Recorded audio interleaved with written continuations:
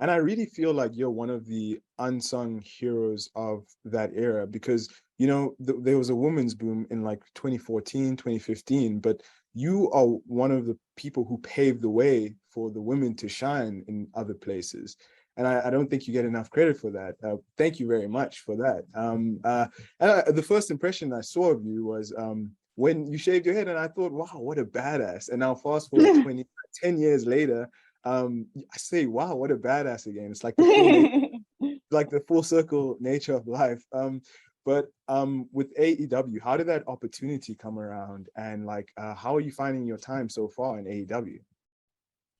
Wow. Well, the opportunity honestly came 48 hours beforehand. Wow. It was very short notice. Yeah. Kenny Omega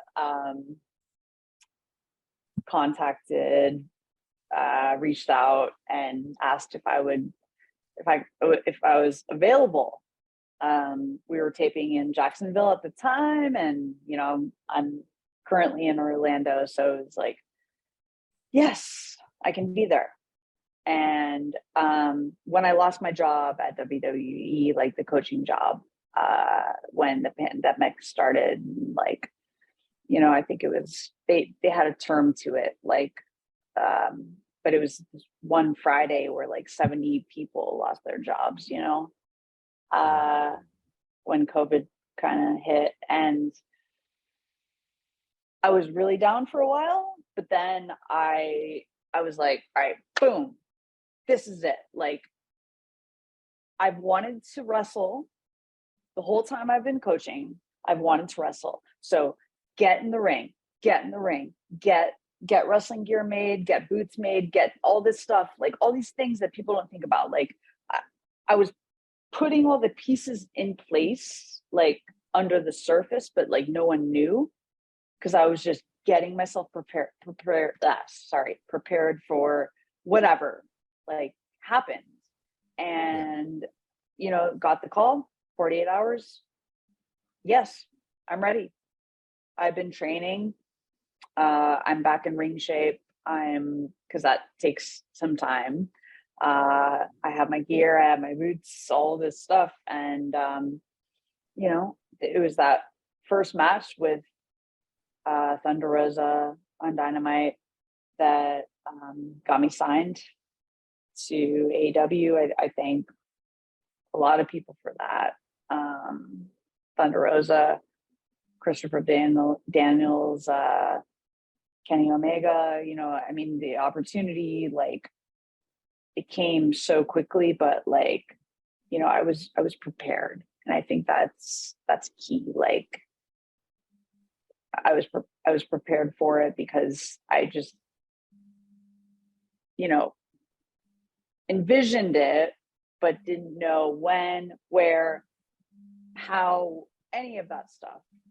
But I just, and then everything took off from there, the NWA, like, championship, that whole run. And,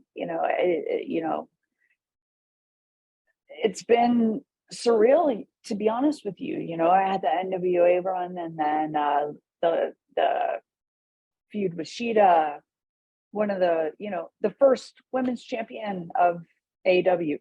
Like, I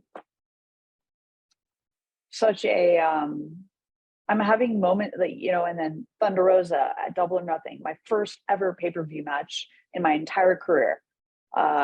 Wrestling Mercedes at the ROH pay-per-view.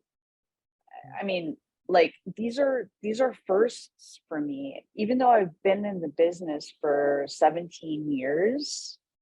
There were things that I didn't experience before in other companies or in other situations or what have you.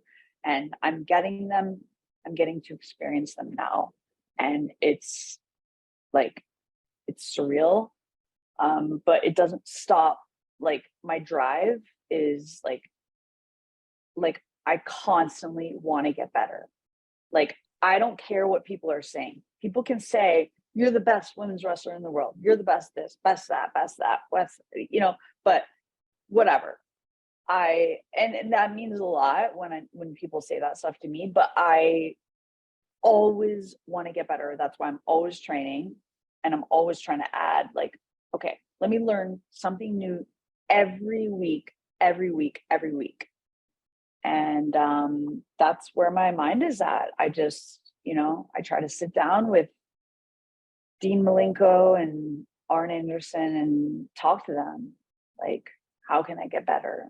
Because that never stops. You're never going to be a perfect wrestler, perfect person, perfect performer, any of these things.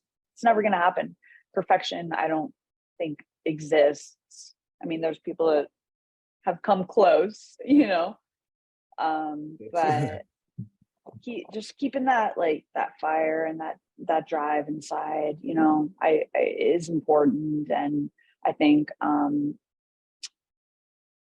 I hope that every young woman in this business, like, keeps that too, and never just settles. Like, okay, I'm good.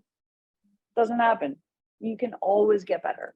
Thank you for watching the video. Please like, share, comment, and subscribe. But anyway, goodbye, you jobbers.